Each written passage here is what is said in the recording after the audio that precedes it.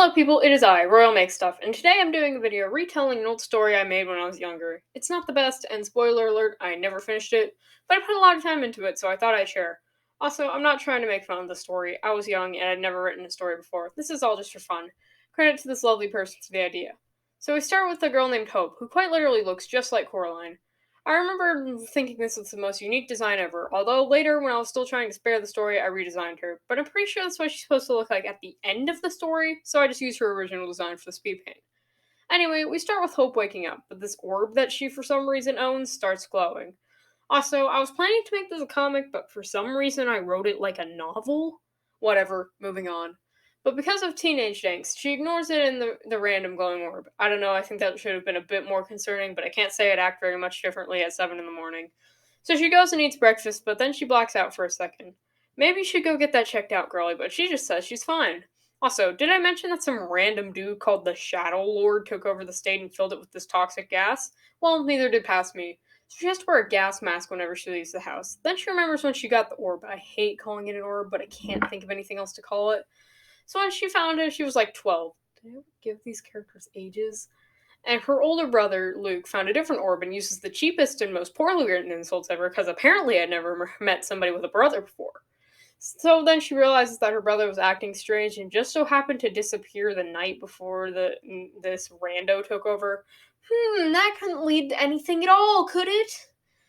So she gets to school, and Regina George's more poorly written cousin, along with her group of friends, make fun of Hope in a way that makes me wonder if this is a badly written coming of age story. Wait, that's literally what this was.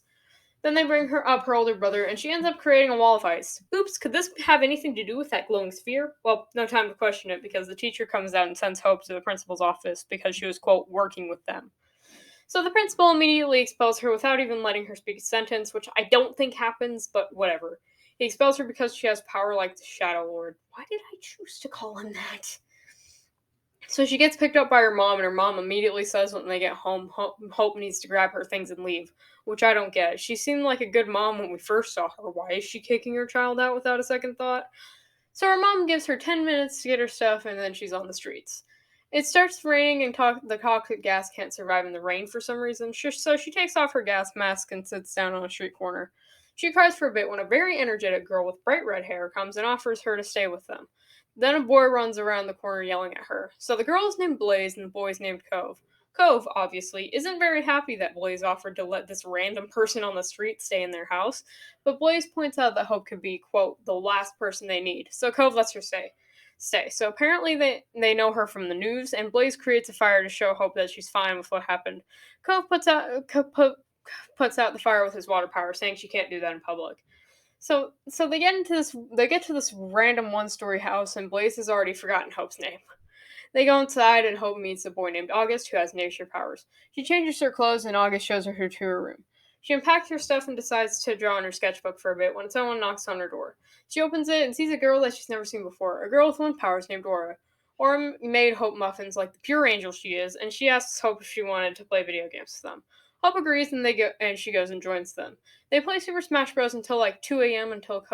before Cove sends them all to bed because he's the father figure of the group, aka the person who makes sure the rest of them don't do anything stupid.